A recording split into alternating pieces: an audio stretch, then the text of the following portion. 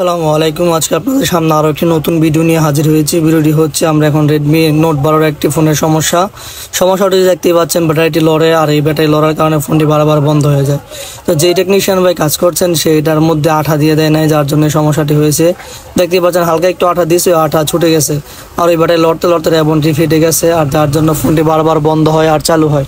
তো আমরা ফোনটি জোড়া দিয়ে এই ব্যাটারিটি এইভাবে জাম্পার করে দিয়েছি, যার জন্য এই সমস্যাটি সমাধান হয়েছে। এখানে একটা কথাই বলতে চাই, যে কথাটি হচ্ছে আপনারা যেই ব্যাটারিটা লাগাবেন, লাগানোর সময় অবশ্যই ভালো মানের আঠা দিতে হবে, তা না হলে এই সমস্যাটি হবে।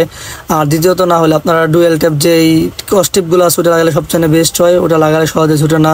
তাই যখন কাস্টমারটি নিয়ে আসে তখন ওই মেকারকে উল্টা পাল্টা কথা বলে যে কিভাবে কাজ করে দিছে, যার জন্য আমার ফোনটার ক্ষতি হইলো। আমরা সবাই তো জানি এরকম কাস্টমার দুই একটা হলেই চলে, বেশি লাগে না দোকানের দুর্নাম করার জন্য। তাই আমরা প্রতিটি কাজ সুন্দর ও সঠিকভাবে করবো, যেন আমাদের কোনো কাস্টমার ভুল ধরতে না পারে আর এরকম ভোগান্তিতে যেন না পড়ে।